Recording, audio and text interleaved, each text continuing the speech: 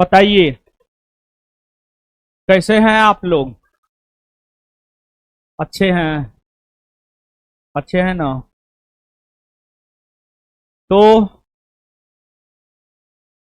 आज से finally regular way में क्वेश्चन बैंक की शुरुआत करने जा रहे हैं। और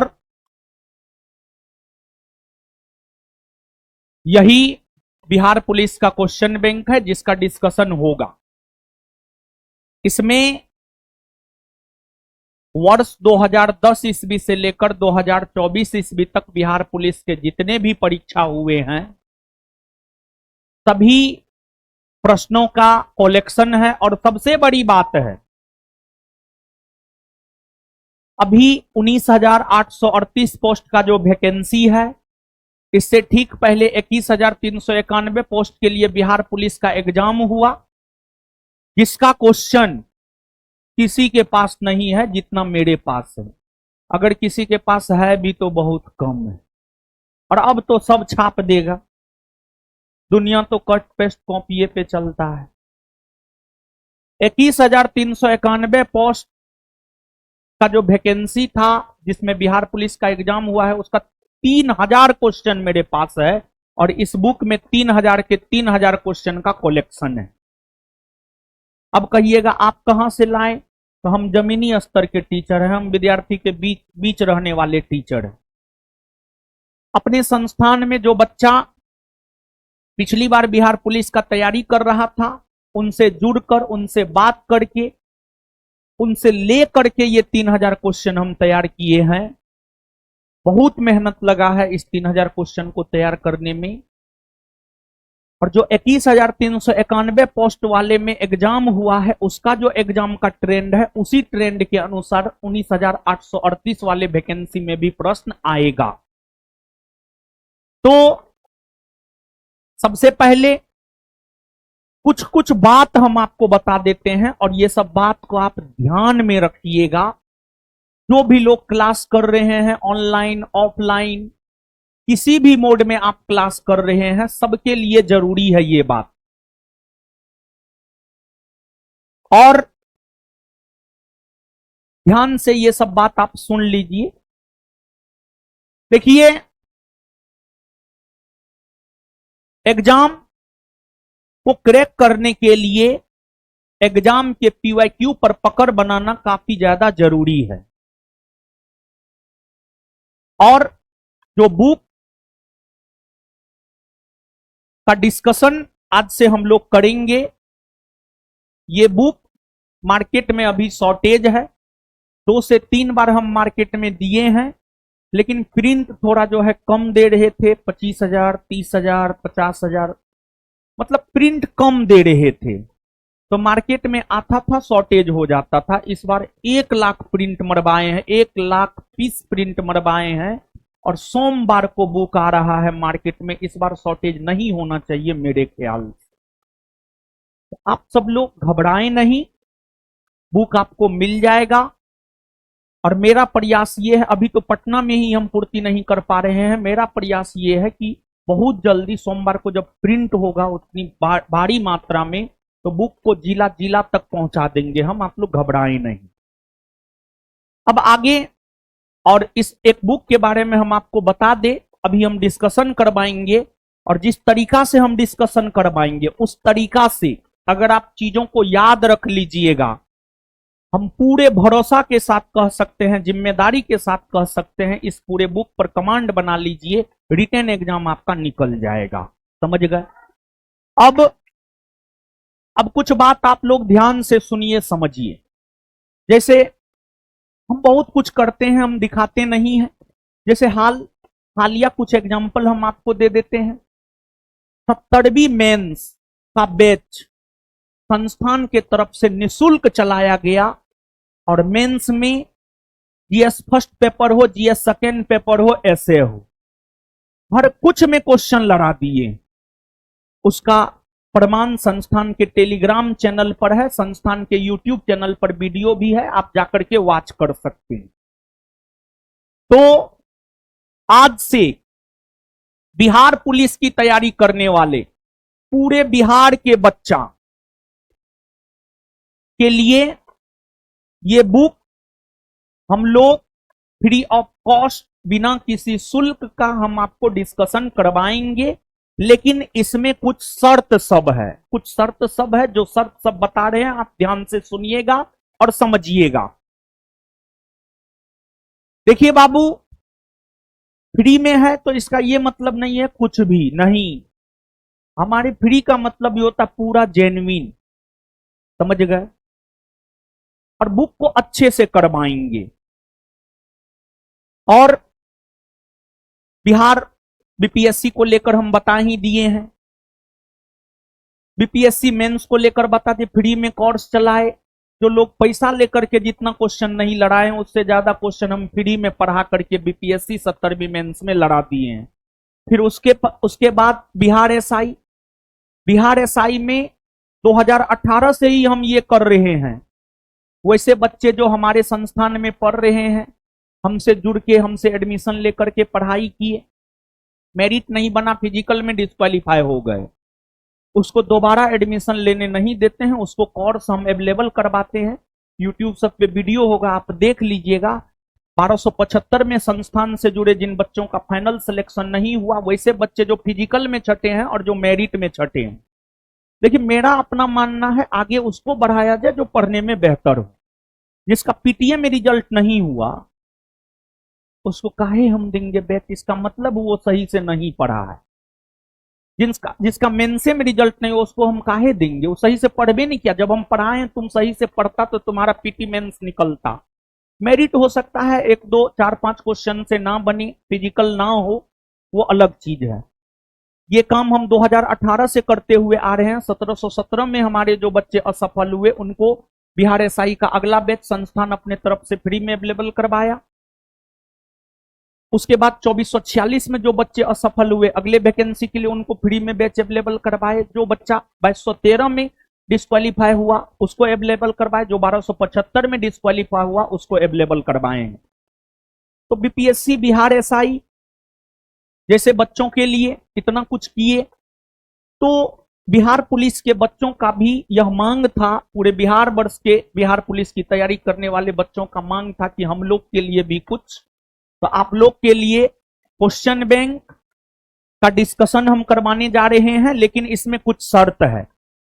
देखिए, जीवन में कुछ चीजों का काफी महत्व होता है।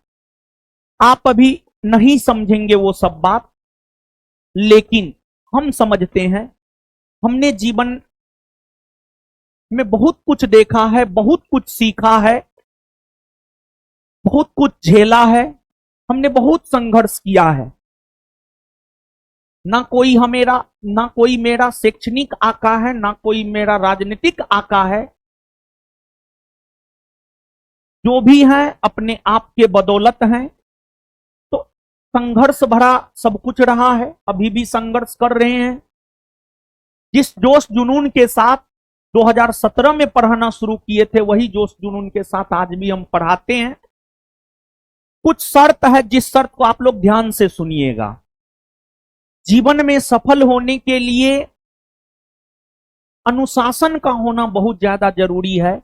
यूपीएससी सीएससी 2024 में एक इकबाल अहमद नामक लड़का फाइनल रिजल्ट लिया है, उससे मेरा बात हो रहा था। तो उनसे हम पूछे आपके जीवन में सफलता का सबसे बड़ा राज, उन्होंने पहला लाइन बोला अनुशासन। अनुशासन जानते हैं बहुत बड़ा चीज है बाबू। आप इसका महत्व अभी नहीं समझ पाएंगे, कुछ दिनों में आप इसका महत्व समझेंगे।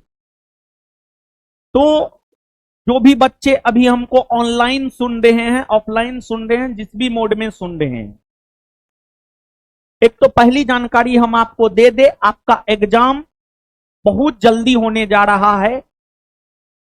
मतलब आपके पास बहुत ज्यादा समय नहीं है। संभवतः 7 डेट में एग्जाम होगा आपका, और पर डेट में एक एक सिटिंग एग्जाम होगा। पर डेट में एक सिटिंग ही एग्जाम होगा। और सेंटर वेरिफिकेशन चालू हो चुका है। तो अनुशासन के बदौलत कोई व्यक्ति एक चाय बेचने वाला देश का प्रधानमंत्री तक बन सकता है। मोदी जी बहुत अनुशासित व्यक्तित्व के हैं। वैसे तो उनके प्रधानमंत्री बनने में बहुत कुछ का योगदान रहा है, लेकिन उसमें अनुशासन का भी योगदान रहा है। तो हम जो बताने जा रहे हैं ध्यान से सुनिएगा। बासी चीज बासी, बासी खाने से कैंसर होता है, और ज्यादा तेल मसाला वाला बासी खाइएगा तो और बड़ा कैंसर होगा आपको। देखिए, विद्यार्थी में बहुत सारे अवगुण हैं। आप जिस फेज से गुजर रहे हैं उस फेज से हम गुजरे हैं, और हम अपने आप को अभी उसी फेज में मानते हैं। जैसे बासी कोई चीज हो जाता है ना, जैसे वीडियो ही जमा होते जाता है, 1 गो हुआ, 2 गो हुआ, 5 गो हुआ, 10 गो हुआ। जब 5-10 वीडियो जमा हो गया तो फिर आप उस वीडियो को दोबारा देख नहीं पाते हैं। क्या ये सच है या नहीं? और आपके एग्जाम को लेकर आप मान कर चलिए कि आपका एग्जाम जुलाई मध्य से लेकर अगस्त तक चलेगा। तो बहुत कम समय है, मुश्किल से 90 दिन, मुश्किल से 90 दिन है। और इस 90 दिन में भी अगर आप सही से पढ़ाई नहीं कीजिएगा, अनुशासित होकर पढ़ाई नहीं कीजिएगा, तो फिर कोई मतलब नहीं है बाबू। और हम पंडित जी से पूछे हैं, पंडित जी बताएं, जून तक खूब लगन है। कभी आपके भाई का शादी होगा, कभी आपके किसी और का शादी होगा।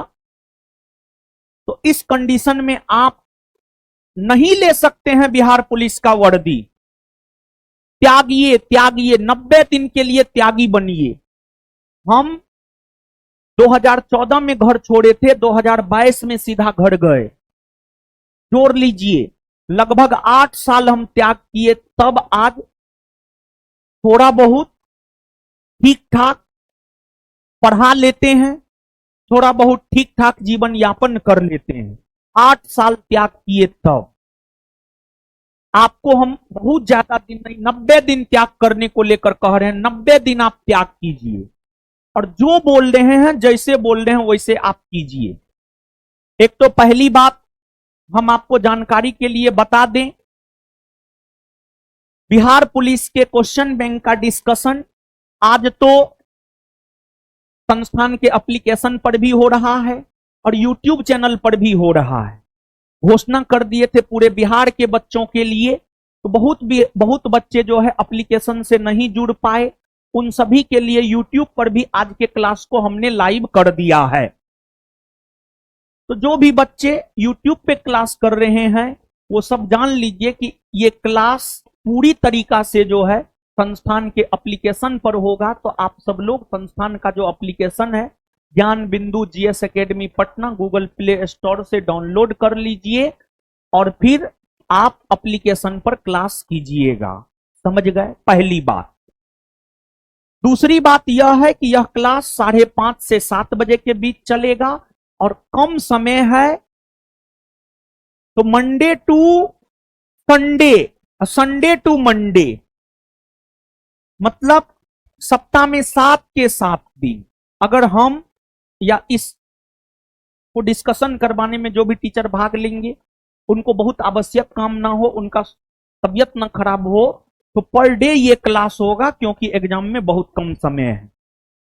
अब अगली बात बाबू यह है कि जो अनुशासन वाली बात कर रहे थे, जैसे मान लिया जाए कि हम आपको पढ़ा दिए, आप सोचे कल देखेंगे वीडियो, परसों देखेंगे, तरसों देखेंगे, नरसों देखेंगे, चरसों देखेंगे, आप नहीं देख पाइएगा कभी भी। हम भी उस फेज से गुजरे हैं। तो आप में एक अनुशासन बनाई जा सके, मेरा अपना मानना है, जो आगे बढ़ने वाला है उसको धक्का दे दीजिए, जो एकदम शिथिल पड़ा हुआ है उसको कुछ मत कीजिए, ऐसा मेरा अपना विचार है।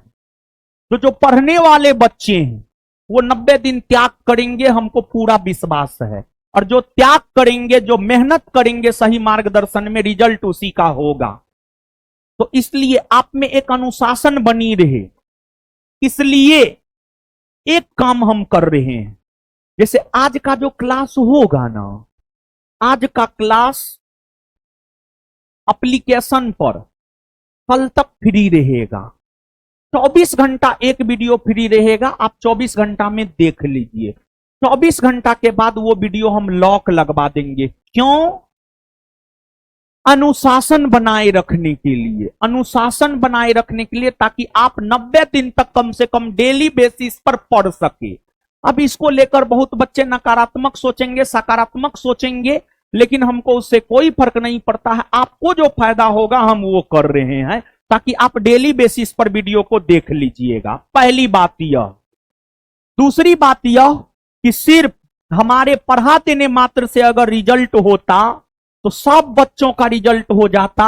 और एक बात आप जान लीजिए, आपका अगर रिजल्ट होगा तो उसमें सबसे बड़ा योगदान आपके स्वयं का होगा। आज भी हम बोल रहे हैं, जब आपका रिजल्ट होगा तब भी बोलेंगे हम, और ये बात हम 2017-18 से बोलते हुए आ रहे हैं। तो अगर आप रिजल्ट चाहते हैं तो आप पढ़ाई कीजिए, आप मेहनत कीजिए। मार्गदर्शन देने के लिए हम हैं। हमारा रेलवे ग्रुप डी से लेकर बीपीएससी तक में रिजल्ट हुआ है। हम आपका मार्गदर्शन करने के लिए हैं, आप सिर्फ पढ़ाई कीजिए। तो 24 घंटा में वीडियो लॉक कर देंगे। क्यों कर देंगे? ताकि आप डेली पढ़ाई कर सके। इसी वजह से मात्र 90 दिन की बात है बाबू, मात्र 90 दिन त्याग कीजिए। इसके बाद अगली बात यह है, एप्लीकेशन पर पूरा फ्री चलेगा जब तक ये बुक कंप्लीट नहीं हो जाएगा तब तक, समझ गए। लेकिन एक वीडियो का वैलिडिटी 24 घंटा ही रहेगा। और सिर्फ टीचर के पढ़ा देने से नहीं हो जाएगा, उसको टीचर से करने के बाद जो है स्वयं जाकर के आप उसका रिवीजन कीजिए सेम डे में। सेम डे में हम एक एग्जांपल दे रहे हैं। जब आईआईटी का तैयारी करते थे तो केमिस्ट्री में 3 पार्ट था, physical, organic, inorganic. Physical chemistry हम पढ़ के आते थे, डेली रिवाइज करते थे, मेरा स्ट्रांग हो गया। ऑर्गेनिक इनऑर्गेनिक को इग्नोर कर देते थे, मेरा स्ट्रांग नहीं हुआ, जिस वजह से आईआईटी जैसे एग्जाम हमसे निकला भी नहीं। तो सेम डे में बाबू रिवीजन कीजिए, सेम डे में। तो ये सब जानकारी हो गया। अब अगर आपका कोई सुझाव है तो आप कमेंट कीजिएगा, उस अनुसार हम काम करेंगे। हम आपसे भी सीखते हैं। तो ये सब सूचना हो गया, सब कुछ हम दे रहे हैं आपको। और जिसके पास बुक नहीं मिला है, सोमवार तक पूरे बिहार में बुक फैल जाएगा, आप बुक ले लीजिएगा। ये सब सूचना हम आपको दे दिए, अभी ही हम सब सूचना से अवगत करवा दिए हैं। और 90 दिन सिर्फ आप त्याग करने के लिए तैयार रहिए, अनुशासन में रहने के लिए तैयार रहिए। सारी सूचना हमने आपको दे दिया है। अब आइए, हम लोग, बहुत ज्यादा समय नहीं है हम लोगों के पास, सीधे तौर पर हम लोग क्वेश्चन पे आते हैं। और क्वेश्चन का एनालिसिस जिस वे में करवाएंगे और जिस जिस चीज पर बोलेंगे फोकस करने के लिए, वो चीज पर आप फोकस कीजिएगा, आपका रिजल्ट होगा। समझ गए? तो आइए क्वेश्चन नंबर 1 देखिए, बिहार पुलिस का लेवल कितना शानदार लेवल है, समझ गए। आइए बाबू, अब पहला क्वेश्चन है बाबू,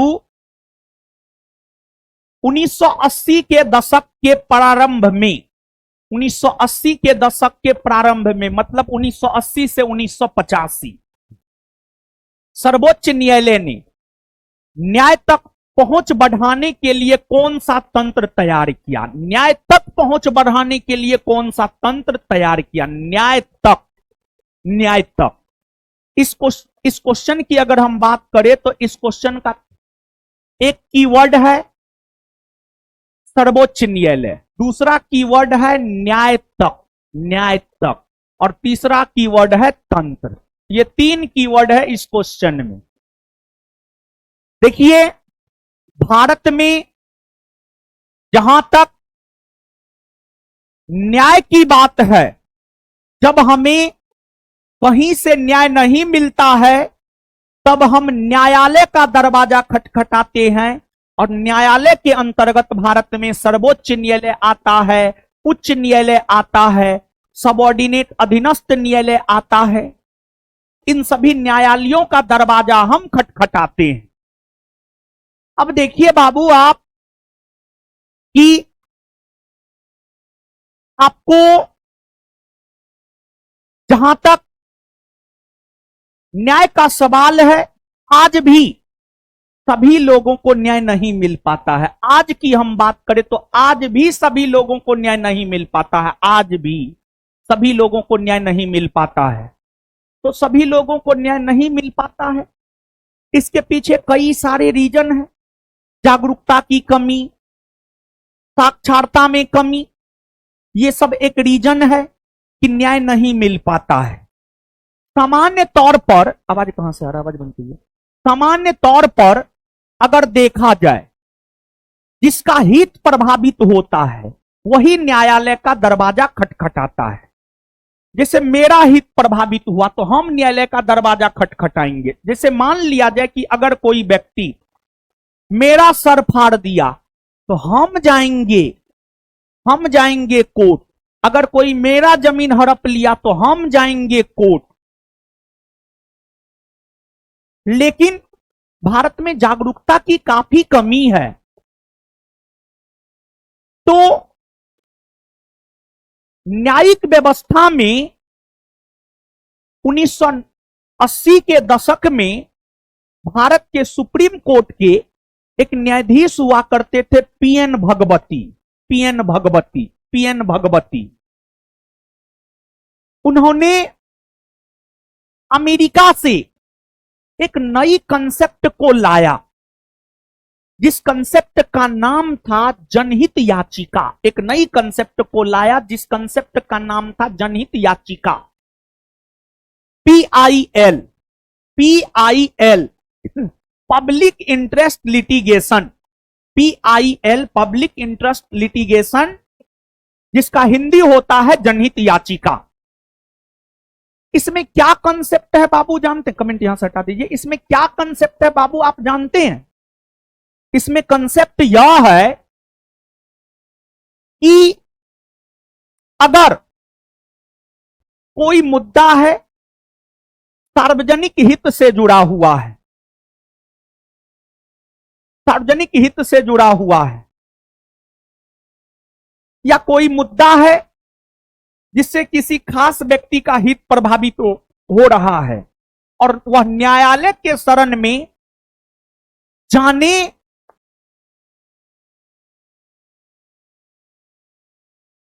हेतु वह न्यायालय के शरण में नहीं जा सकता है, वह न्यायालय के शरण में नहीं जा सकता है। आर्थिक तौर पर कमजोर होने के वजह से, जागरूकता की कमी के वजह से, तो उस कंडीशन में उसके लिए कोई दूसरा व्यक्ति न्यायालय का दरवाजा खटखटा सकता है। या फिर अगर कोई सार्वजनिक हित से संबंधित मुद्दा है जो न्यूज़पेपर में छपा, वीडियो वायरल हुआ, तो न्यायपालिका स्वयं उस मुद्दा को उठा लेता है। न्यायपालिका स्वयं उस मुद्दा को उठाने का काम करता है। जैसे किसान आंदोलन के दौरान एक केंद्रीय मंत्री का बेटा जो है किसानों पर गाड़ी चढ़ा दिया था, वीडियो वायरल हुआ, न्यायपालिका ने स्वयं उस मामला को न्यायालय में उठा करके उसको लेकर सुनवाई करने का काम किया। यही तो जनहित याचिका है। और जनहित याचिका है क्या, अगर आप नहीं समझें तो फिर से समझिए। जैसे हमारा हित प्रभावित हुआ, हम आर्थिक तौर पर कमजोर है, जागरूक ना है,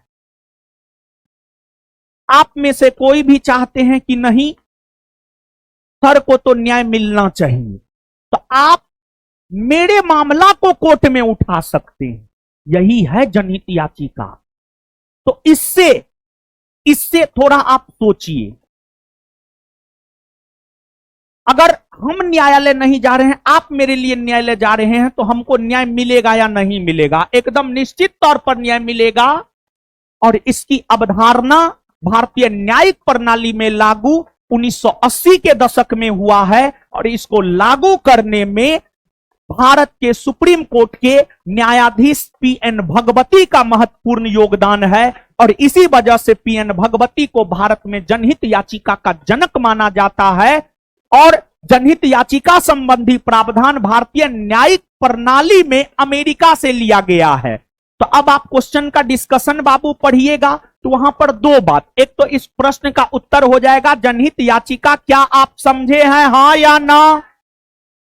समझ गए हैं ना?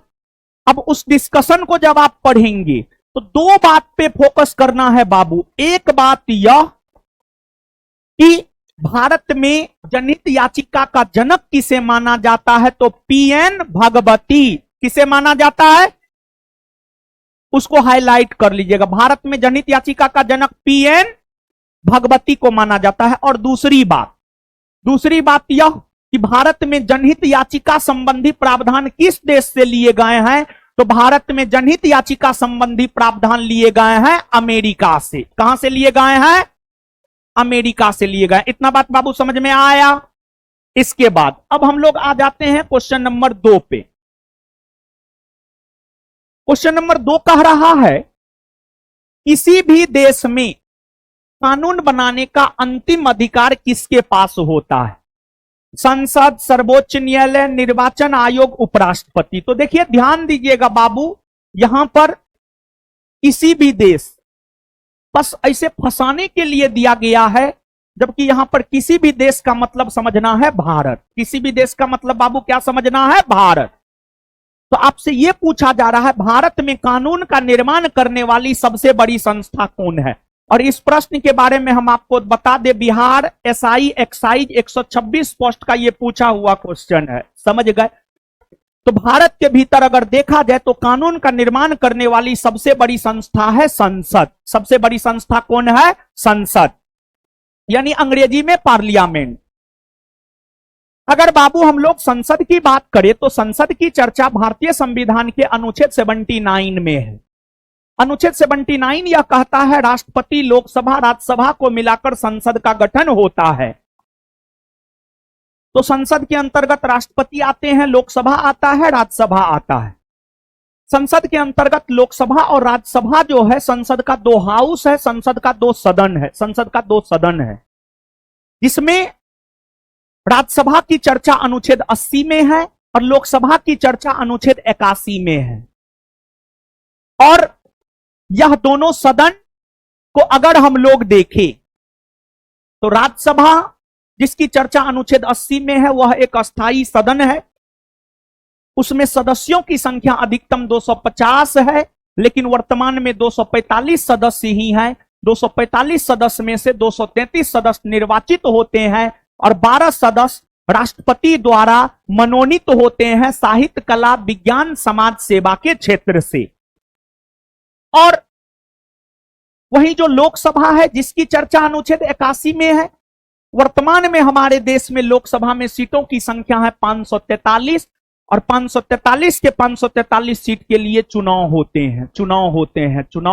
हैं और उस चुनाव में आम जनता पार्टिसिपेट करता है। उस चुनाव में अगर देखा जाए तो आम जनता पार्टिसिपेट करता है। और भारत में अगर हम लोग चुनाव की बात करें तो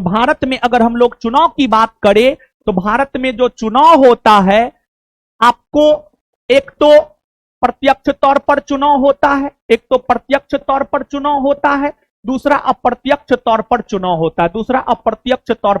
होता है। भारत में जो प्रत्यक्ष तौर पर चुनाव होता है वह फर्स्ट पास्ट दी पोस्ट सिस्टम के तहत होता है। भारत में प्रत्यक्ष तौर पर जो चुनाव होता है वह फर्स्ट पास्ट दी पोस्ट सिस्टम के तहत होता है। मतलब चुनाव में जितने उम्मीदवार खड़ा हुए हैं उन उम्मीदवारों में जिस उम्मीदवार को सबसे ज्यादा मत प्राप्त होता है वो विजेता घोषित हो जाता है। जैसे लोकसभा का चुनाव, विधानसभा का चुनाव। वहीं अप्रत्यक्ष चुनाव की अगर हम लोग बात करें तो यह अनुपातिक प्रतिनिधित्व के आधार पर एकल संक्रमणीय मत पद्धति के तहत होता है। और इस पद्धति के तहत राष्ट्रपति का चुनाव, उपराष्ट्रपति का चुनाव, राज्यसभा का चुनाव, विधान परिषद का चुनाव, तो गौर से सुनिएगा, लोकसभा विधानसभा के चुनाव प्रत्यक्ष तरीका से फर्स्ट पास्ट दी पोस्ट सिस्टम के तहत होता है। राष्ट्रपति, उपराष्ट्रपति, राज्यसभा, विधान परिषद के चुनाव अप्रत्यक्ष तरीका से अनुपातिक प्रतिनिधित्व के आधार पर एकल संक्रमणीय मत पद्धति के तहत होता है। और भारत में चुनाव में मतदान करने की आयु 18 वर्ष है। पहले 21 वर्ष हुआ करता था। मतदान की आयु को 21 वर्ष से घटाकर 18 वर्ष 61वां संविधान संशोधन 1988 के तहत किया गया। 61वां संविधान संशोधन हुआ है 1988 में, लेकिन वह लागू हुआ है 1989 में। जिस प्रकार देश के भीतर कानून का निर्माण करने वाली सबसे बड़ी संस्था संसद है, तो अब हो सकता है इस बार आपके एग्जाम में यह पूछ दे किसी राज्य के भीतर कानून का निर्माण करने वाली सबसे बड़ी संस्था कौन है। तो किसी राज्य के भीतर, किसी राज्य मतलब यहां पर राज्य मतलब देखिए, ऐसे भारत को भी हम राज्य कह सकते हैं, संसद को भी हम राज्य कह सकते हैं, लेकिन यहां पर राज्य का मतलब समझना है बिहार झारखंड उत्तर प्रदेश, बिहार झारखंड उत्तर प्रदेश। तो किसी राज्य के भीतर कानून का निर्माण करने वाली सबसे बड़ी संस्था अगर देखा जाए, तो किसी राज्य के भीतर कानून का निर्माण करने वाली जो सबसे बड़ी संस्था है वह है आपको राज्य विधानमंडल। राज्य विधानमंडल किसी राज्य के भीतर हो सकता है यह क्वेश्चन आपसे पूछ दे, और जो पिछला ट्रेंड रहा है उसी ट्रेंड पर क्वेश्चन पूछता है, ऐसा नहीं कि इधर उधर भागता है, समझ गए। तो किसी राज्य के भीतर कानून का निर्माण करने वाली सबसे बड़ी संस्था है राज्य विधानमंडल। और राज्य विधानमंडल के बारे में जानकारी अगर देखा जाए तो राज्य विधानमंडल के बारे में जानकारी हमें भारतीय संविधान का अनुच्छेद 168 देता है। अनुच्छेद 168 कहता है राज्यपाल, विधानसभा और विधान परिषद को मिलाकर के राज्य विधानमंडल का गठन किया जाता है। राज्यपाल, विधानसभा, विधान परिषद को मिलाकर के राज्य विधानमंडल का गठन किया जाता है। और भारत के 2800 राज्यों में विधान परिषद नहीं है, मात्र 6 राज्य में विधान परिषद है। मात्र 6 राज्य में जो विधान परिषद है, उत्तर प्रदेश, बिहार, महाराष्ट्र, कर्नाटक, आंध्र प्रदेश, तेलंगाना, यही 6 राज्य में विधान परिषद है। तो वैसे राज्य जहां पर विधान परिषद है वहां पर विधानमंडल का निर्माण राज्यपाल, विधानसभा, विधान परिषद तीनों को मिलाकर होता है। लेकिन भारत के जिस राज्य में विधान परिषद नहीं है वहां राज्य विधानमंडल के अंतर्गत सिर्फ राज्यपाल और विधानसभा आता है। जैसे झारखंड में विधान परिषद नहीं है, तो झारखंड राज्य के भीतर राज्य विधानमंडल के अंतर्गत जो है सिर्फ राज्यपाल और विधानसभा आते हैं। अब इसके बाद ऑप्शन में जो है बाबू, निर्वाचन आयोग की चर्चा है, उपराष्ट्रपति की चर्चा है, सर्वोच्च न्यायालय की चर्चा है। तो यहां पर सर्वोच्च न्यायालय, निर्वाचन आयोग, उपराष्ट्रपति सबके बारे में बता रहे हैं। क्वेश्चन में, क्वेश्चन बैंक के डिस्कशन में सब कुछ हम दिए हैं। हम ऐसे थोड़े बोल दिए हैं इस एकमात्र बुक से एग्जाम निकल जाएगा, उतना कंटेंट हम इसमें दिए हैं, उस आधार पे हम बोले हैं, समझ गए। तो अब यहां पर बाबू आप समझिएगा, सर्वोच्च न्यायालय, उपराष्ट्रपति और निर्वाचन आयोग। सबसे पहले उपराष्ट्रपति, जहां तक उपराष्ट्रपति का सवाल है, उपराष्ट्रपति भारत के भीतर संवैधानिक पदों में दूसरा सबसे बड़ा संवैधानिक पद है। भारत का दूसरा सर्वोच्च नागरिक उपराष्ट्रपति को माना जाता है और यह पद अमेरिका से लिया गया है। अनुच्छेद 63 यह कहता है भारत का एक उपराष्ट्रपति होगा।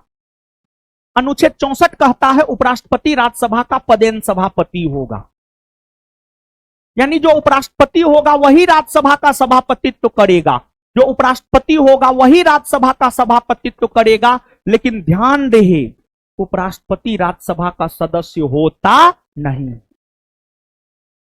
उपराष्ट्रपति का चुनाव होता है और उपराष्ट्रपति के चुनाव में लोकसभा और राज्यसभा के सभी सदस्य भाग लेते हैं। लोकसभा, राज्यसभा के सभी सदस्य मिलकर के उपराष्ट्रपति को चुनने का काम करते। उपराष्ट्रपति का चुनाव होता है।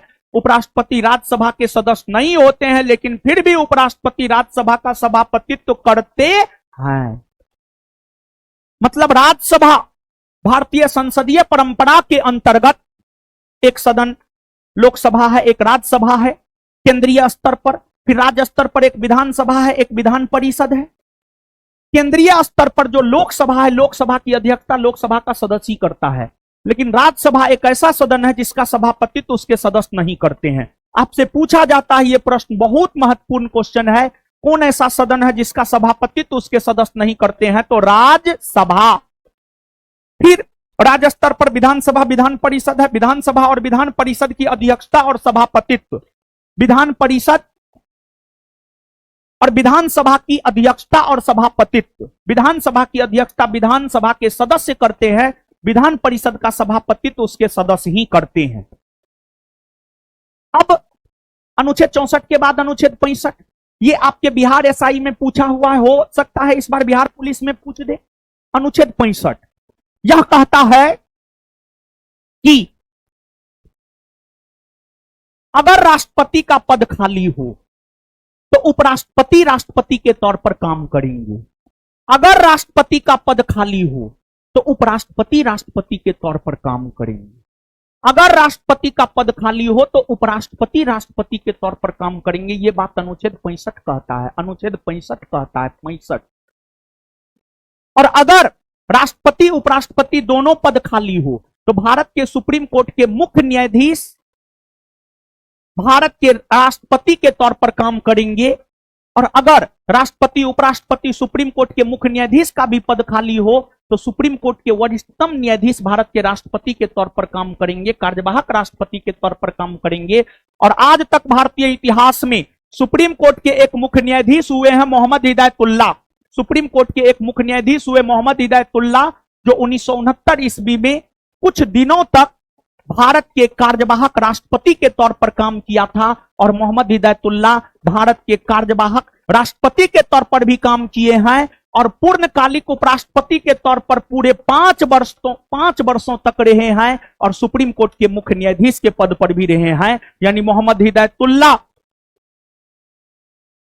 सुप्रीम कोर्ट के मुख्य न्यायाधीश भी रहे हैं, कार्यवाहक राष्ट्रपति भी रहे हैं और उपराष्ट्रपति भी रहे हैं।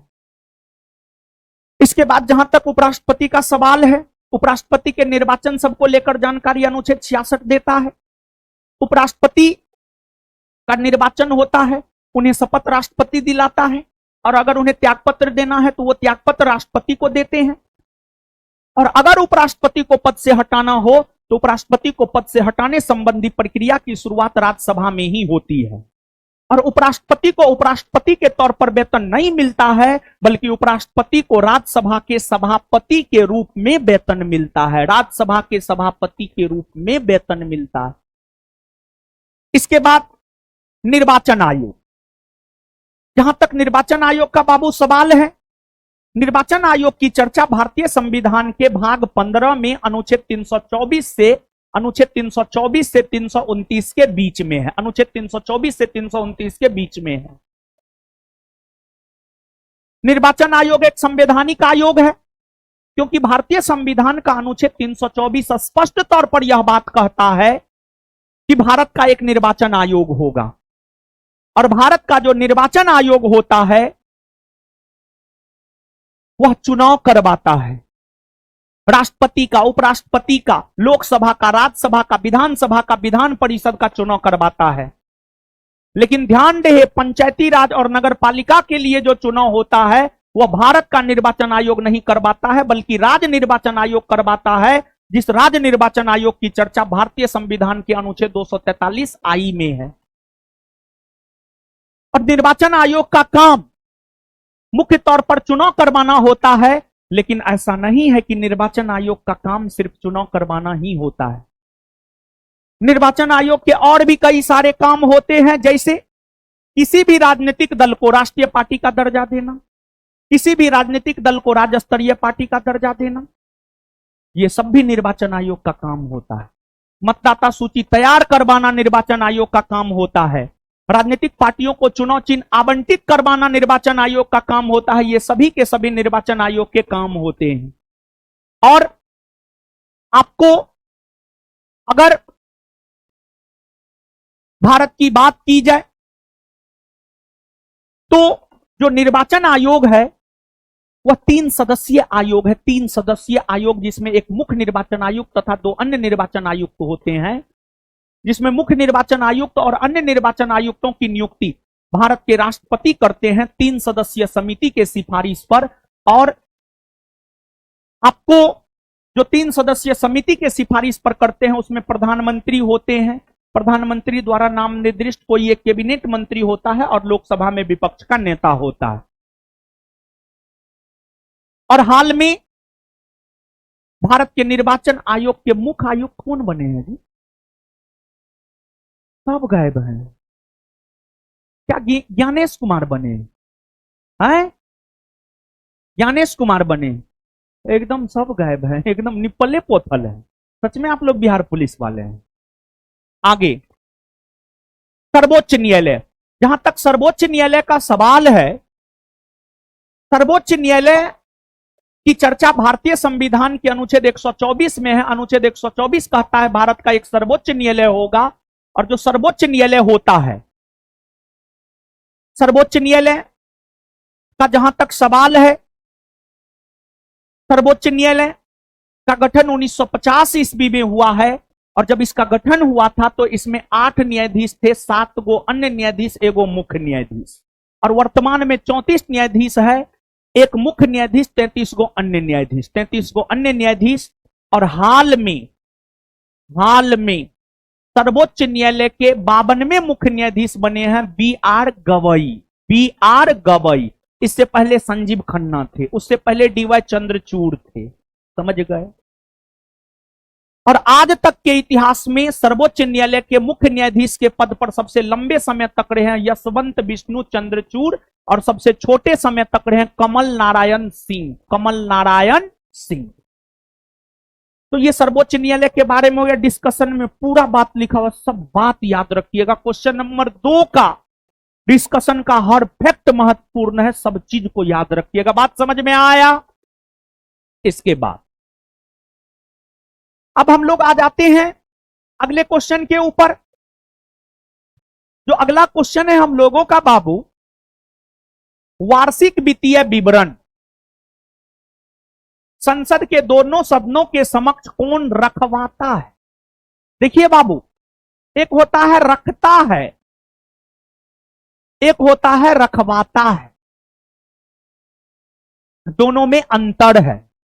एक होता है रखता है और एक होता है रखवाता है, दोनों में अंतर है। एक तो पहली बात बाबू आप ये समझिए कि वार्षिक वित्तीय विवरण यह तो संवैधानिक शब्द है, संविधान में इस बात का विवरण है, और संविधान में इस बात का विवरण भारतीय संविधान के अनुच्छेद 112 में है। संविधान में इस बात का विवरण भारतीय संविधान के अनुच्छेद 112 में है, अनुच्छेद 112 में। और वार्षिक वित्तीय विवरण के जगह हम लोग बजट शब्द का प्रयोग कर सकते हैं। बजट शब्द का प्रयोग कर सकते हैं। वार्षिक वित्तीय विवरण कहिए या बजट कहिए, बात बराबर है। वार्षिक वित्तीय विवरण कहिए या बजट कहिए, क्या है? बात बराबर है, बात बराबर है।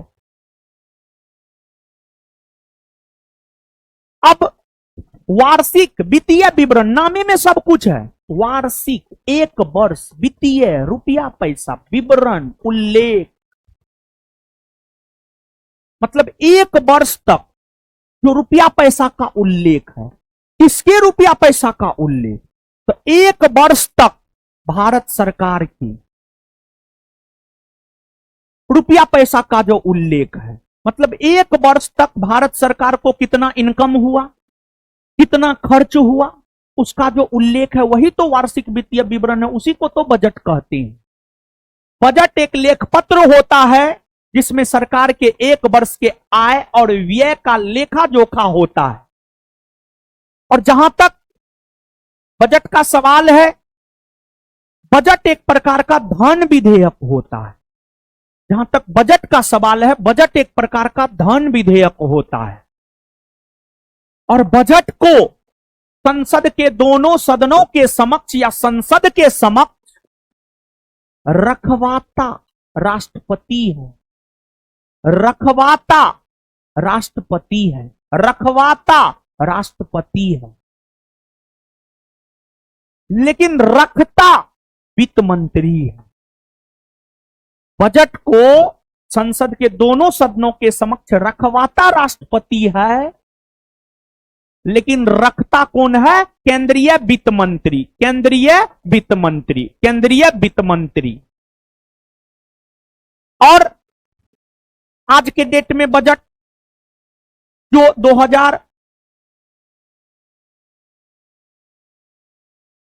1 फरवरी 2025 को जो बजट आया है वह केंद्रीय वित्त मंत्री निर्मला सीतारमण के द्वारा रखा गया है। रखवाया है राष्ट्रपति श्रीमती द्रौपदी मुर्मू ने। तो इस प्रश्न का उत्तर क्या होना चाहिए बाबू? राष्ट्रपति या वित्त मंत्री? राष्ट्रपति ना, राष्ट्रपति। अब देखिए बजट, भारत में अगर पहली बार बजट देखा जाए तो भारत में पहली बार बजट 1860 ईस्वी में जेम्स विल्सन ने प्रस्तुत किया था, और तब से लेकर आज तक बजट पेश होता हुआ आया है। लेकिन बजट पर केंद्रीय विधान परिषद के सदस्यों को बहस करने का अधिकार 1892 के भारत परिषद अधिनियम के तहत मिला, और 1909 के भारत शासन अधिनियम के तहत बजट पर मतदान करने का अधिकार मिला, और 1919 के भारत शासन अधिनियम के तहत केंद्रीय बजट से राज्य के बजट को अलग कर दिया गया। मतलब यह प्रावधान किया गया कि केंद्र सरकार पूरे देश के लिए एक अलग बजट पेश करेगा और प्रत्येक राज्य सरकार के द्वारा अपना अलग अलग बजट पेश किया जाएगा। और आज देखिए, केंद्र में मोदी जी की सरकार है, केंद्र की मोदी सरकार के द्वारा पूरे भारतवर्ष के लिए एक बजट पेश किया जाता है, और प्रत्येक राज्य की राज्य सरकार अपना अलग अलग बजट पेश करती है। बिहार सरकार अपना अलग बजट पेश करती है, उत्तर प्रदेश की राज्य सरकार अपना अलग बजट पेश करती है, झारखंड की राज्य सरकार अपना अलग बजट पेश करती है।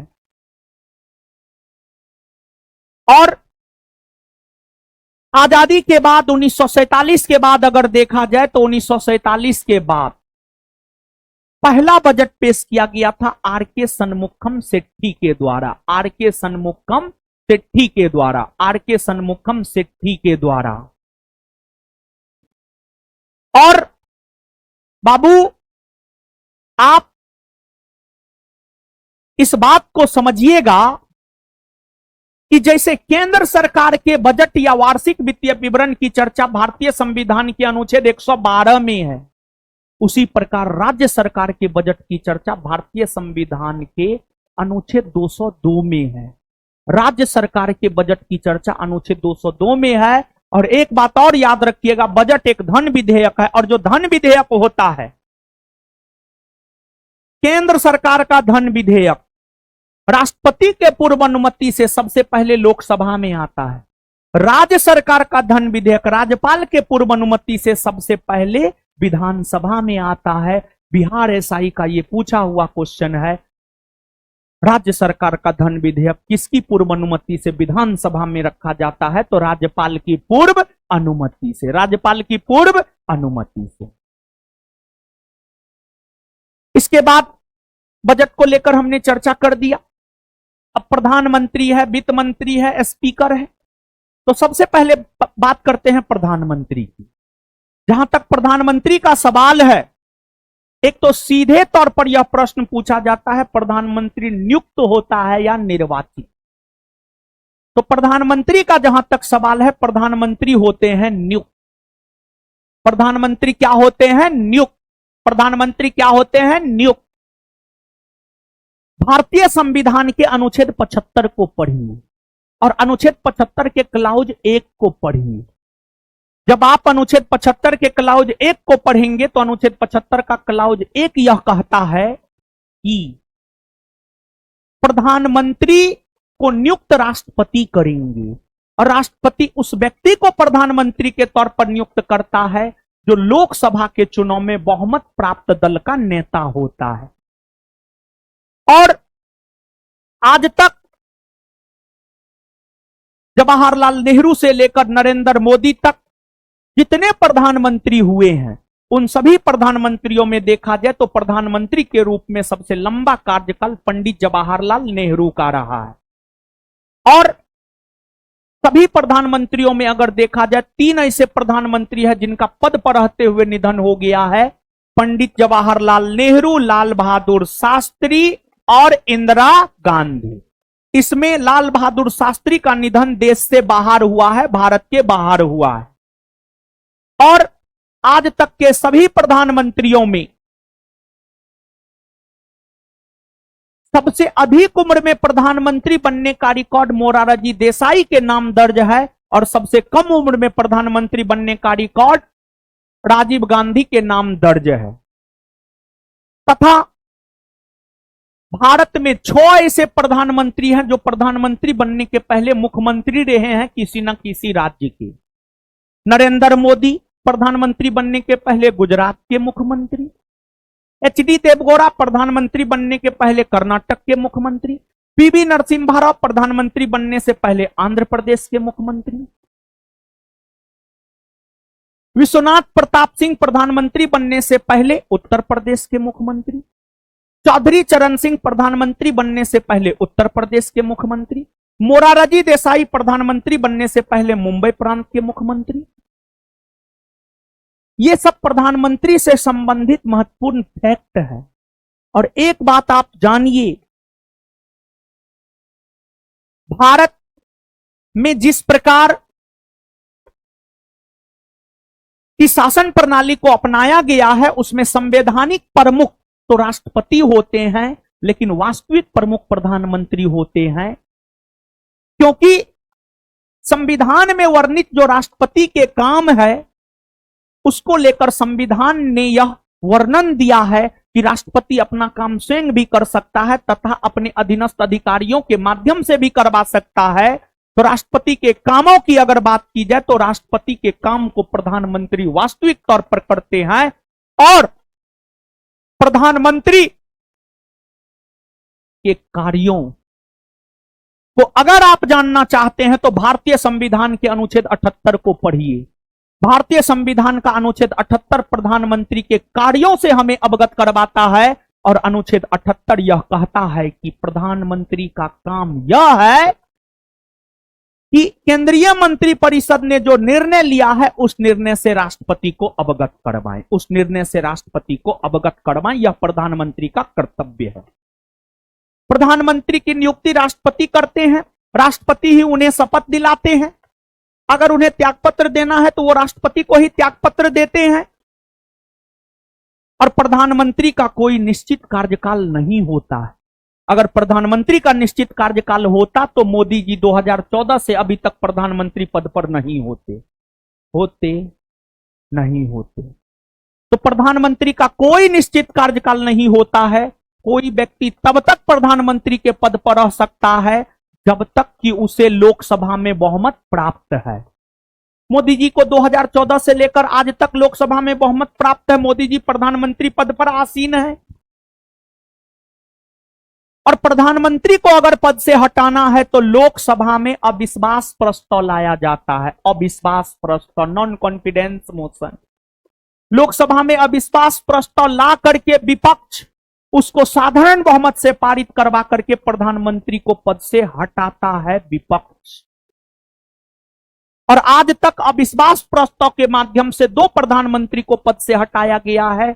एक है विश्वनाथ प्रताप सिंह और दूसरे हैं एक है विश्वनाथ प्रताप सिंह, दूसरे हैं अटल बिहारी वाजपेयी। अटल बिहारी वाजपेयी।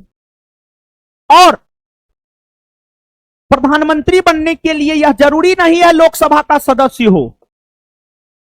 प्रधानमंत्री लोकसभा का सदस्य भी बन सकता है, राज्यसभा का सदस्य भी बन सकता है। जैसे मोदी जी प्रधानमंत्री हैं, लोकसभा के सदस्य हैं। इनसे पहले मनमोहन सिंह थी, राज्यसभा, मनमोहन सिंह थे प्रधानमंत्री, राज्यसभा के सदस्य थे। और अगर कोई व्यक्ति लोकसभा राज्यसभा दोनों में से किसी भी सदन का सदस्य नहीं है फिर भी वह प्रधानमंत्री बन सकता है, लेकिन 6 माह तक। लेकिन 6 माह तक। यह प्रधानमंत्री के बारे में बाबू हुआ। इसके बाद स्पीकर यानी लोकसभा का अध्यक्ष। लोकसभा का अध्यक्ष देखिए बाबू, आप भारतीय संविधान के अनुच्छेद 93 को पढ़िए। भारतीय संविधान का अनुच्छेद 93 यह कहता है कि लोकसभा में एक अध्यक्ष और एक उपाध्यक्ष होगा और लोकसभा का अध्यक्ष और उपाध्यक्ष वही होगा जो लोकसभा का सदस्य है, क्योंकि लोकसभा के सदस्य ही अपने सदस्यों में से एक अध्यक्ष और एक उपाध्यक्ष को चुनने का काम करते हैं। और देश के भीतर लोकसभा के प्रथम अध्यक्ष बने हैं जीबी मौलंकर, गणेश वासुदेव मौलंकर, जबकि वर्तमान में लोकसभा के अध्यक्ष है ओम बिरला और लोकसभा की प्रथम महिला अध्यक्ष बनी है श्रीमती मीरा कुमार। श्रीमती मीरा कुमार। और अनुच्छेद 93 जिस प्रकार से कहता है लोकसभा का एक अध्यक्ष और एक उपाध्यक्ष होगा, उसी प्रकार अनुच्छेद 94 यह कहता है कि लोकसभा का अध्यक्ष अपना त्यागपत्र उपाध्यक्ष को और उपाध्यक्ष अपना त्यागपत्र अध्यक्ष को देता है। फिर अनुच्छेद 95 यह कहता है कि लोकसभा के अध्यक्ष के रूप में अध्यक्ष काम करे या कोई अन्य व्यक्ति काम करे, उसी को वही कार्य अधिकार शक्ति प्राप्त होगा जो लोकसभा के अध्यक्ष को है। लोकसभा के बहुत सारे कार्य अधिकार शक्ति है। एग्जाम्पल के तौर पर एक आध गो महत्वपूर्ण जो एग्जाम के पॉइंट ऑफ व्यू से महत्वपूर्ण, जैसे कोई विधेयक धन विधेयक है या नहीं, इसका निर्णय लोकसभा का अध्यक्ष करता है। लोकसभा का अध्यक्ष कह दिया धन विधेयक है तो उसको कोई नहीं काट सकता, इंक्लूडिंग सुप्रीम कोर्ट तक नहीं काट सकता है। इसके बाद जब संयुक्त अधिवेशन अनुच्छेद 108 के तहत राष्ट्रपति बुलाता है तो उस संयुक्त अधिवेशन की अध्यक्षता लोकसभा के अध्यक्ष ही करते हैं। लोकसभा के अध्यक्ष को बहुत अधिक पावर है। और आपको इसके बाद अनुच्छेद 96 है। अनुच्छेद 96 यह कहता है कि लोकसभा के अध्यक्ष और उपाध्यक्ष को पद से हटाने संबंधी संकल्प अगर विचाराधीन हो तो वे पीठासीन अधिकारी के तौर पर काम नहीं करेंगे। मतलब ओम बिरला लोकसभा के अध्यक्ष हैं, उनको पद से हटाने के लिए लोकसभा में कोई प्रस्ताव लाया गया है। अगर ओम बिरला को अध्यक्ष पद से हटाने के लिए लोकसभा में कोई प्रस्ताव लाया गया है तो ओम बिरला लोकसभा की अध्यक्षता नहीं करेंगे। ओम बिरला लोकसभा की अध्यक्षता नहीं करेंगे। बात समझ गए? तो सब चीज क्लियर कर दिए। पढ़ लीजिएगा, इसका भी पूरा डिस्कशन महत्वपूर्ण, हर पॉइंट महत्वपूर्ण। नए डिस्कशन याद नहीं कीजिएगा तो क्या कीजिएगा? याद करना है, पढ़ना है, सेम डे में रिवीजन करना है। आज के आज बासी नहीं छोड़ना है। बासी छोड़ दिए कैंसर हो जाएगा। जैसे कैंसर का कोई इलाज नहीं होता है वैसे नौकरी आपको नहीं हो सकता अगर बासी छोड़ दिए पढ़ाई तो। समझ गए? आगे बाबू, सर्वोच्च न्यायालय के मौलिक क्षेत्राधिकार में क्या शामिल है? देखिए, ऐसे सर्वोच्च न्यायालय की अगर हम लोग बात करें तो सर्वोच्च न्यायालय के मौलिक क्षेत्राधिकार में तो जो है वो है ही। सर्वोच्च न्यायालय के कार्य अधिकार शक्ति को जब आप पढ़ते हैं तो सर्वोच्च न्यायालय के पास परामर्शी अधिकार है। सर्वोच्च न्यायालय भारत के राष्ट्रपति को परामर्श दे सकता है। अनुच्छेद 143 में इस बात का वर्णन है। सर्वोच्च न्यायालय देश का सबसे बड़ा अपीलीय न्यायालय है। अपीलीय क्षेत्राधिकार है सर्वोच्च न्यायालय के पास। सर्वोच्च न्यायालय के पास रीट अधिकारिता है।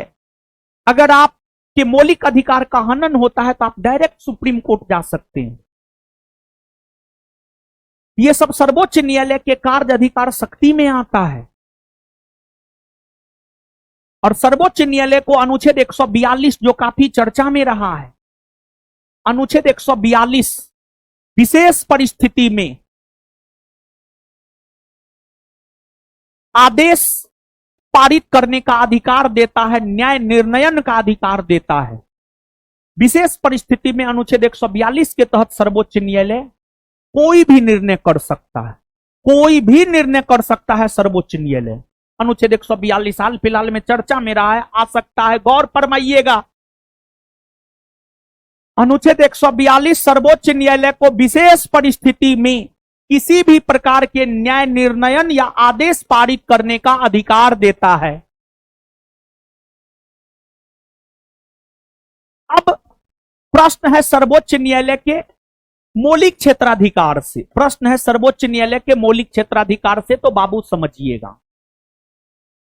जहां तक सर्वोच्च न्यायालय का सवाल है, इसके बारे में जानकारी हमें भारतीय संविधान का अनुच्छेद 124 से अनुच्छेद 147 देता है। इन्हीं अनुच्छेदों में एक अनुच्छेद है अनुच्छेद 131।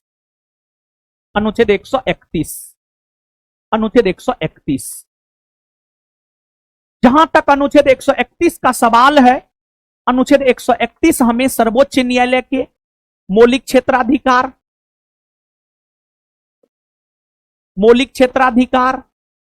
या मूल क्षेत्राधिकार मौलिक क्षेत्राधिकार या मूल क्षेत्राधिकार, मूल क्षेत्राधिकार या प्रारंभिक क्षेत्राधिकार, या प्रारंभिक क्षेत्राधिकार, या प्रारंभिक क्षेत्राधिकार, प्रारंभिक क्षेत्राधिकार। जैसे आपका नाम गोलू, मोलू, टोनू, सोनू जो भी है, अगर घर में छोटे हैं तो छोटू कह के बुलाया जाता है। ऐसा होता है, एक ही व्यक्ति के एक से अधिक नाम होते हैं, ऐसा होता है। जैसे मेरा ही 2 नाम है। जैसे हमारे गांव में चल जाइएगा, कहिएगा रोशन आनंद, कोई नहीं बता पाएगा। कहिएगा बाबू साहब जो पटना में पढ़ाता है, सब बता देगा, हाँ उसका घर हुआ है। गांव का लोग उसी नाम से जानता है, समझे। हाँ, मेरा वास्तविक नाम वही था, लेकिन हमको जो है स्कूल में जब नाम सब लिखाया गया था, नम्मा तक वही नाम था स्कूल में, लेकिन जब अटेंडेंस बनता था ना, प्राइवेट स्कूल में पढ़ते थे, अटेंडेंस बनता था मतलब ऑकवर्ड लगता था, अच्छा नहीं लगता था, समझिएगा। सब बड़ी गलत दृष्टिकोण से देखता था, ये कैसा नाम है, समझे। तो 10वां में हम अपने से नाम चेंज कर लिए, समझिएगा। किसी से नहीं पूछे, ऐसा नहीं कि मम्मी पापा से पूछना, रोशन आनंद, समझिए। तो ये बात है। तो एक ही व्यक्ति के कई नाम होते हैं। उसी प्रकार से मौलिक क्षेत्राधिकार या मूल क्षेत्राधिकार या प्रारंभिक क्षेत्राधिकार, मौलिक क्षेत्राधिकार, मूल क्षेत्राधिकार या प्रारंभिक क्षेत्राधिकार एक ही बात है। अब सवाल उठता है कि ये मौलिक क्षेत्राधिकार, मूल क्षेत्राधिकार या प्रारंभिक क्षेत्राधिकार है क्या बाबू? तो देखिए ध्यान से बाबू आप समझिएगा कि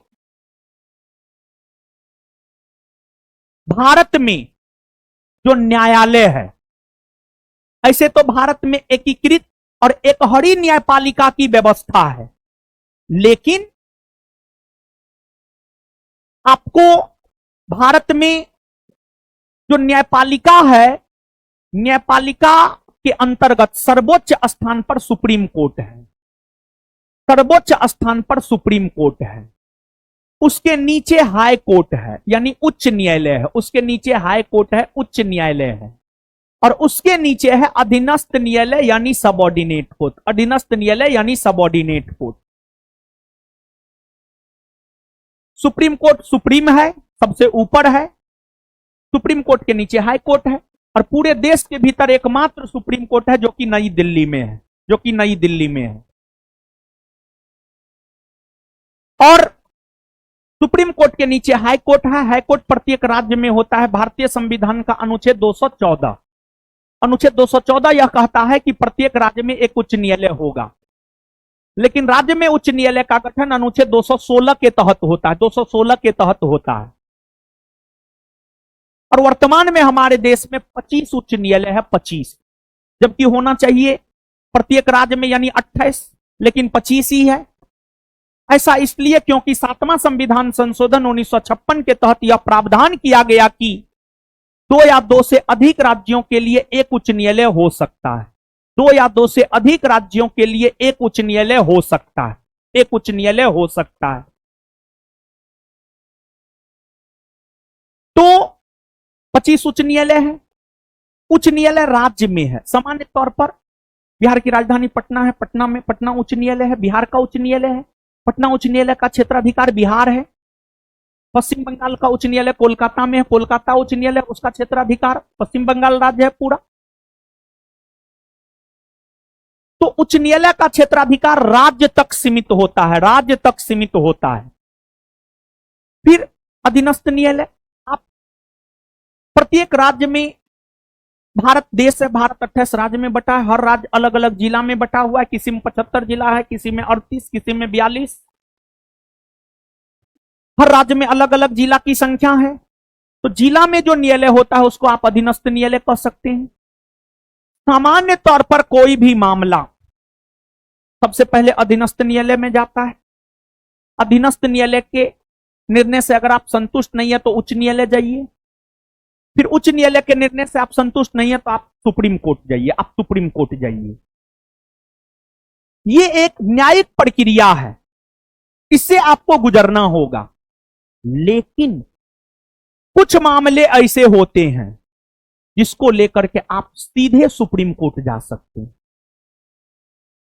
या जिसको लेकर के आप सीधे हाई कोर्ट जा सकते हैं, सीधे हाई कोर्ट जा सकते हैं। वैसे मामले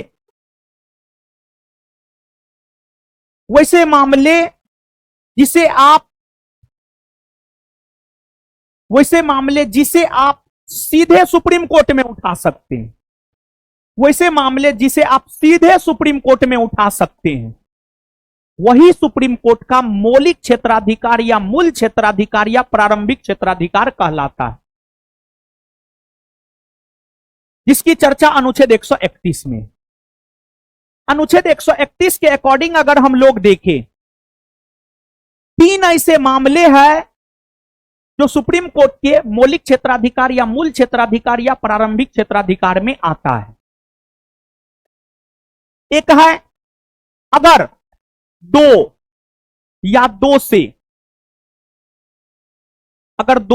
से अधिक राज्यों के बीच विवाद होता है, अगर 2 या 2 से अधिक राज्यों के बीच विवाद होता है, अगर 2 या 2 से अधिक राज्यों के बीच विवाद होता है, बिहार झारखंड के बीच विवाद हो गया, तो इसको आप सीधे कहां उठा सकते हैं पता है? इसको आप सीधे सुप्रीम कोर्ट लेकर जा सकते हैं, सीधे सुप्रीम कोर्ट लेकर के जा सकते हैं। यह सुप्रीम कोर्ट के प्रारंभिक क्षेत्राधिकार या मूल क्षेत्राधिकार या मौलिक क्षेत्राधिकार में आता है। इसके बाद दूसरा, अगर केंद्र सरकार और राज्य सरकार के बीच विवाद हो, मान लिया जाए बिहार की नीतीश सरकार और केंद्र की मोदी सरकार के बीच विवाद हो गया, तो उस मामलों को भी आप सीधे सुप्रीम कोर्ट लेकर जा सकते हैं। यह मामला भी सुप्रीम कोर्ट के प्रारंभिक क्षेत्राधिकार में आता है। फिर तीसरा, अगर केंद्र सरकार और 2 या 2 से अधिक राज्यों के बीच विवाद हो, अगर केंद्र सरकार और 2 या 2 से अधिक राज्यों के बीच विवाद हो, एक तरफ केंद्र सरकार है, एक तरफ बिहार झारखंड उत्तर प्रदेश की सरकार है, ये तीनों ऐसे मामले होते हैं जिसे सीधे तौर पर आप सुप्रीम कोर्ट में उठा सकते हैं। यही सब मामला सुप्रीम कोर्ट के प्रारंभिक क्षेत्राधिकार या मूल क्षेत्राधिकार के अंतर्गत आता। बात समझे? अगर आप बाबू सोना समझे हैं तो आप हमको इस प्रश्न का उत्तर बताइए, क्या होगा? सी होगा ना? आगे तो वा रिगपा क्या है? तो वा रिगपा क्या है? देखिए कितना शानदार क्वेश्चन। ये जानते हैं, ये हिमालय की पारंपरिक दवा पद्धति है, हिमालय की पारंपरिक दवा पद्धति है। सुनिए, तो वा रिगपा का शाब्दिक अर्थ होता है उपचार का ज्ञान, उपचार का ज्ञान, उपचार का ज्ञान, उपचार का ज्ञान। देखिए, जैसे कुछ बीमारी ऐसे होते हैं जिसका उपचार हम लोग अंग्रेजी दवा से करते हैं, कुछ बीमारी ऐसे होते हैं जिसका उपचार हम लोग आयुर्वेदिक दवा से करते हैं। आयुर्वेद के जरिए हम लोग करते हैं। तो हिमालयी क्षेत्र में, पर्वतीय क्षेत्र में भारत देश है ना जी, भारत बड़ी सुंदर देश है। आप लोग भारत में पैदा हुए हैं, भारत को लाख लाख धन्यवाद दीजिए। भारत के उत्तर में हिमालय पर्वत है, भारत के दक्षिण में हिंद महासागर है। ऐसा देश कहां है? कहीं नहीं है। भारत में आप सब मौसम का अनुभव कर लेते हैं, ऐसा देश कहां है? कहीं नहीं है। कहीं पर गोरखा लोग है तो गोरके है, कहीं पर करका है तो करके। भारत में गोरको है, करको है, सब है भारत में। भारत बड़ी सुंदर देश है बाबू। भारत प्राचीन काल से ही विश्व के सताए गए लोगों को शरण दिया। भारत है। भारत जैसा विश्व में कोई देश नहीं है, समझिएगा। तो भारत के उत्तर में जो हिमालयी क्षेत्र है, हिमालयी क्षेत्र में आयुर्वेद के जरिए जो उपचार पद्धति का प्रचलन देखने को मिलता है, उसी को हम लोग सोवा रिगपा कहते हैं। सोवा रिगपा कहते हैं। आ जाइए सर। देखिए आलोक सर हैं और क्वेश्चन आंसर डिस्कशन में ये भी भागीदार हैं। बिहार पुलिस का क्वेश्चन बैंक, देखिए बिहार पुलिस का क्वेश्चन बैंक का डिस्कशन आलोक सर करवाएंगे। और सुनिए आलोक सर का इतिहास हम आपको थोड़ा सा बता देते हैं। 70वीं बीपीएससी प्रीलिम्स में एक हम लोग मेंटरशिप प्रोग्राम चलाए थे 90 दिन का, बीच में छुट्टी भी था, होली दशहरा छठ का। उसमें आलोक सर प्रीलिम्स में 100+ क्वेश्चन लड़ाए थे, लेकिन क्वेश्चन लड़ाने के बाद आउट हम इसलिए नहीं किए थे क्योंकि 70वीं बीपीएससी पीटी बहुत विवादों में था। और वो भी सर से पूछ लीजिएगा, वो सर पीटी मेंटरशिप प्रोग्राम जो चलाए थे, जैसे मेंस निःशुल्क था संस्थान में, ये आप जानते हैं, पीटी भी निःशुल्क था, पूछ लीजिए इनको। और ये भी तैयार हुए थे, और उसके लिए हमको लगता है कि इनको भी नया नया आए थे, ये भी पेमेंट नहीं लिए, उसके लिए पेमेंट नहीं लिए हमसे, कि बोले कि सर आप निःशुल्क बीपीएससी का करवा रहे हैं तो हम भी नहीं लेंगे आपसे पेमेंट। उस बैच का ई भी पेमेंट नहीं लिए, समझ गए। तो इस सब काम में हमको आलोक सर भी मदद करते हैं। तो उस टाइम में वीडियो इसलिए नहीं डाले थे कि पीटी का परीक्षा जो है ना विवाद में था। क्योंकि हुआ क्या था, एक बार बिहार एसएससी सीजीएल में मैथ रीजनिंग जो आप लोग को पढ़ाते हैं प्रभुराज सर, सीजीएल का क्वेश्चन आउट हो गया। बेचारा पढ़ाए थे, उनका क्वेश्चन सब लड़ गया, कुछ क्वेश्चन हु बहु डाटा के साथ लड़ गया। अब वो तो खुशी से उछल रहा था, बोला हम यूट्यूब पे डिस्कशन करवाएंगे, बोले करवाइए। गया बेचारा करवाने के लिए, क्वेश्चन पेपर लीक था, विद्यार्थी सब कमेंट में गाली दे रहा था। आधा में डिस्कशन उनको छोड़ना पड़ा, वीडियो को लॉक लगाना पड़ा। तो इसी वजह से 70वीं पीटी का सर पूरा सब चीज तैयार करके रखे थे। अभी भी वो पीपीटी सेव है, समझ गए, आप कहिएगा तो हम दिखा देंगे, समझ गए। तो उसके बाद अभी बिहार एसआई का होमवर्क सीरीज सर करवा रहे हैं। उस दौरान जो है बिहार एसआई स्टेनो का एग्जाम हुआ, एनडीए का एग्जाम हुआ, बहुत सारा एग्जाम हुआ जिसमें सर के द्वारा पढ़ाए गए चीज लड़े हैं। तो सुबह में 100 क्वेश्चन का डिस्कशन सर करवाते हैं। तो इसमें जो है क्वेश्चन आंसर में और भी टीचर को शामिल करना चाह रहे थे, लेकिन फिर देखे गिजिर पिटीर हो रहा था, तो सिर्फ आलोक सर को शामिल किए हैं। और जरूरत पड़ने पर हम बिट्टू झा सर को भी इस सेशन में शामिल कर देंगे, जरूरत पड़ने पर, ऐसे नहीं, समझ गए। तो ये है, और आज के लिए इतना ही रहने दीजिए, क्योंकि आज ऑफलाइन में सबसे लंबा समय तक क्लास चला है, सब अटपटा हो रहे हैं। और सुन लीजिए, ये class Monday to Sunday, Sunday to, और आपके एग्जाम को बहुत ज्यादा समय, वीडियो कितना घंटा तक फ्री रहेगा, और क्यों, अनुशासन बनाए रखने के लिए, सच में फायदा दिलवाने के लिए आपको, समझ गए। तो आप सभी लोग आए, आप सभी लोगों ने अपने जीवन का सबसे कीमती चीज समय दिया है, सभी का बहुत बहुत धन्यवाद। मिलते हैं कल के सेशन में 5:30 बजे। धन्यवाद। चलिए सर।